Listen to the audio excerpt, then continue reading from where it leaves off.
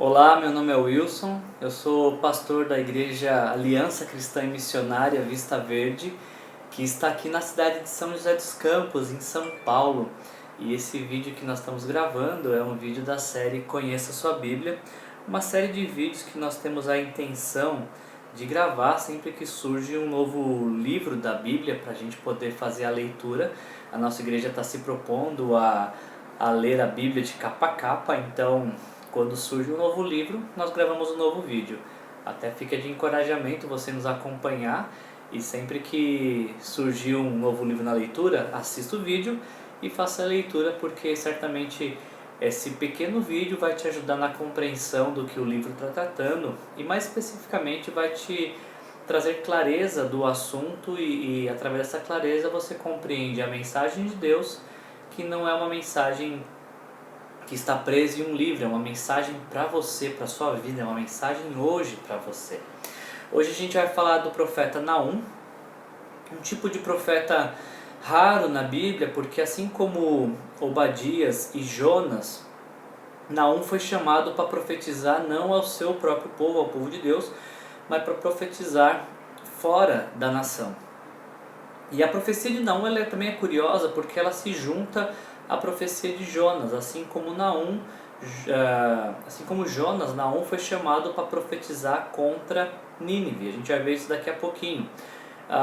O nome Naum significa conforto ou consolo, e a gente acredita que o livro foi escrito aproximadamente entre 663 e 612, porque esse livro ele fala da destruição de Nínive, como também fala da destruição de Tebas, que era uma capital uma capital do norte do Egito. Então, como esse livro trata da destruição de duas capitais, Nínive, capital da Síria, e Tebas, capital do Egito, o período que isso aconteceu foi realmente em torno de 663 e 612, que é o período que a gente imagina que esse livro está situado. Se o livro está tratando sobre julgamento de nações, mirando suas capitais, podemos entender então que esse livro ele está em nossa Bíblia para mostrar, até mesmo para servir de consolo para o povo de Deus, em mostrar de que Deus não torna impune o culpado. Deus não considera justo o culpado. Ele vai sempre punir o culpado, não importa quanto tempo isso passe. Se a gente recapitular um pouquinho, antes do profeta Naum, 150 anos antes, Deus tinha levantado o profeta Jonas para pregar e profetizar contra Nínive. Há 150 anos atrás, Nínive havia se arrependido dos seus pecados. E aí o que acontece é que quando Nínive se arrepende dos seus pecados, Deus retarda, Deus deixa de executar o juízo que havia anunciado, porque o anúncio justamente tinha esse propósito, justamente de vocês estão sendo julgados pelos seus pecados. O povo se arrepende, o julgamento é adiado. Só que passam-se 150 anos entre Jonas e Naum, e a nação da Síria parece ter ficado pior, ter cometido crimes e pecados maiores. E aí então a mensagem de Naum já não é mais uma mensagem de arrependam-se. A mensagem de Naum é só um comunicado do que está por vir. Por isso, uma palavra boa que resumiria o livro de Naum é a própria palavra que se apresenta nos primeiros versículos, a palavra advertência. Naum 1:1, nós lemos isso, advertência contra Nínive. Naum escreveu para falar de uma advertência contra Nínive, capital da Síria.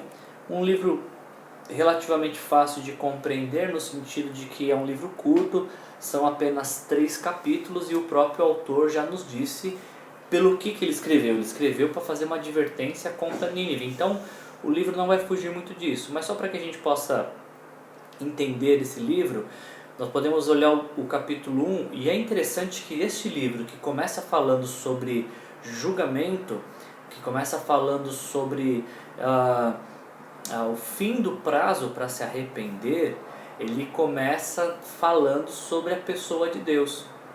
O profeta Naum começa apresentando para Nínive quem é Deus, seu poder, o seu zelo, de que ele faz aquilo que ele prometeu, de que ele é um Deus paciente, um Deus poderoso. A gente vê isso em Naum 1:3. O Senhor é muito paciente, o seu poder é imenso, o Senhor não deixará impune o culpado. E começa a fazer uma série de descrição sobre Deus.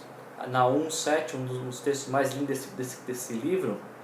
O Senhor é bom, um refúgio em tempo de angústia, ele protege os que nele confiam. Então, em Naum capítulo 1, nós vamos ver do versículo 2 até o versículo 9, uma apresentação de quem é Deus. E a partir do versículo 10 até o final do capítulo 1, nós vamos ver como que Nínive se apresenta diante de Deus.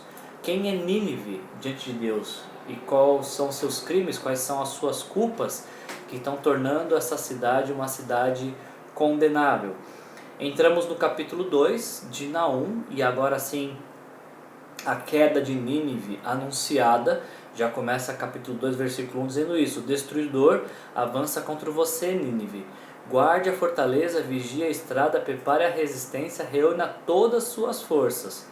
Porque a destruição está chegando, a sentença foi pronunciada e Nínive seria destruída por conta dos seus muitos crimes, dos seus muitos atos de crueldade e brutalidade. Aliás, o capítulo 2, versículo 3 diz justamente isso: estou contra você, declara o Senhor dos Exércitos. Queimarei no fogo os seus carros de guerra, e a espada matará os seus leões. Eliminarei da terra a sua caça, e a voz do mensageiro jamais será ouvida. Nínive, que tanto perseguiu e destruiu nações, agora estava encontrando o seu fim por conta também dos seus muitos crimes. Mas como Deus não se alegra com a destruição, o capítulo 3 termina com um lamento, uma lamentação por Nínive. Até estranho, porque começa capítulo 3, versículo 1 dizendo: ai da cidade sanguinária, repleta de fraudes e cheias de roubos, sempre fazendo as suas vítimas. Não era o desejo de Deus que essa cidade fosse destruída. O desejo de Deus era que essa cidade viesse se arrepender, mas isso não aconteceu. Como não aconteceu com Tebas também, a gente vê isso em Naum 3:8. Acaso você é melhor do que Tebas, situada junto ao Nilo, rodeada de águas? O rio era sua defesa, as águas do seu muro. Mas mesmo assim isso não foi suficiente para impedir também a destruição de Tebas. E assim como Tebas, que era uma cidade fortificada, protegida, foi destruída, Nínive também seria destruída. E o livro termina com a seguinte frase, no versículo 19 do capítulo 3: não há cura para sua chaga, sua ferida é mortal. Quem ouve notícia a seu respeito bate palma pela sua queda, pois quem não sofreu pela sua crueldade sem limites? Quando a crueldade não tem limites, não resta outra coisa que não seja o juízo de Deus para pôr fim a toda impiedade, a toda iniquidade, a toda maldade. Portanto, quando a gente lê o livro de Naum, eu ia falar Jonas, mas Jonas foi o profeta que pregou 150 anos atrás e Nínive se arrependeu, mas passado algumas gerações os pecados voltaram. Quando a gente lê o livro do profeta Naum, a gente percebe o quanto que Deus é longânimo. Eu acho que essa é uma das primeiras lições que ficam desse livro. 150 anos, Deus dando chances para um povo se arrepender. Quanto tempo mais seria necessário? Chega um ponto em que as chances são esgotadas, porque o desejo já se mostra não mais de arrependimento, mas de viver em rebeldia. E Deus não tolera a rebeldia. Ele é compassivo e concede inúmeras oportunidades para que haja arrependimento, mas quando o arrependimento não vem, não resta outra alternativa a não ser o juízo. Embora essa seja uma lição da leitura do livro de Naum, outra lição é que, embora a Nínive estivesse sendo condenada e destruída, ainda nesse anúncio de queda de Nínive, há um anúncio também de salvação de Deus. Como eu disse para vocês, para mim o versículo mais belo desse livro, Naum, capítulo 1, versículo 7, o Senhor é bom. O Senhor que está anunciando a destruição de Nínive, Ele é bom. Por que Ele é bom? Porque Ele está dando fim ao mal. Ele é um refúgio em tempos de angústia.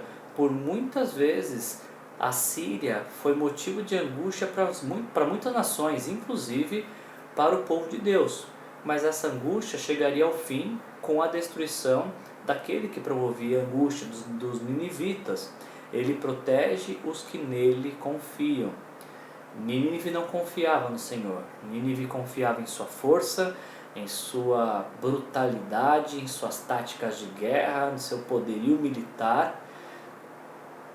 E foi isso que o levou à queda. Por sua vez, o povo de Deus sempre confiou em Deus. E quando o povo de Deus confia em Deus, essa proteção é mais forte do que qualquer tipo de exército. E ainda, por fim, uma última lição, talvez que nos fique da leitura de Naum, é que no tempo certo, Deus fará justiça. Deus nunca vai deixar que o injusto passe por justo. Deus nunca vai deixar que o culpado passe por inocente. Deus nunca vai deixar que aquele que tem culpa não pague por seus crimes. Por muitos anos, a Síria foi uma nação cruel. Há quem diga, inclusive, que uma das mais cruéis que existiam, que faziam horrores com aqueles que capturavam, e Deus dando diversas oportunidades para que essa nação se arrependesse. Quando ela não se arrependeu, chegou o juízo. Isso nos ensina de que nenhum mal passa desapercebido por Deus. Deus vai julgar todo mal, toda iniquidade, todo roubo, toda injustiça, toda crueldade. Aqueles que confiam em Deus, que se refugiam nele em tempo de angústia, que encontram proteção nele, por base dessa confiança, devem aguardar para o dia que Deus vai julgar todas as coisas. Deus julgou toda a humanidade, todo o pecado da humanidade na pessoa de Jesus. Na cruz, Jesus morre por todos os pecadores. Na pessoa de Jesus, Deus julgou todos os pecadores. Todos aqueles que se arrependem e encontram perdão em Jesus. Todos aqueles que recusam se arrepender, um dia terão que lidar com o juízo de Deus. Não era um juízo que Deus desejava, porque Ele providenciou a salvação. Mas existem aqueles, como os ninivitas, que não querem a salvação de Deus. E quando você rejeita a salvação de Deus, o que resta é apenas o juízo de Deus. Hoje você está diante desse vídeo, dessa mensagem, talvez para responder o que você deseja para a sua vida: a salvação de Deus ou o juízo de Deus? Existe uma salvação à sua disposição, existe um perdão ao seu alcance, ao alcance de uma oração.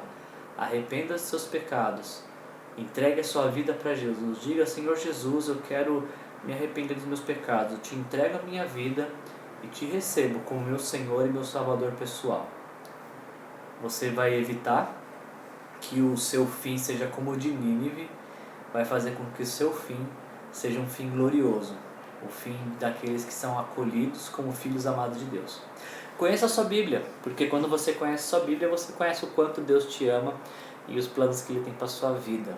Eu te vejo no próximo vídeo. Até lá, que Jesus te abençoe.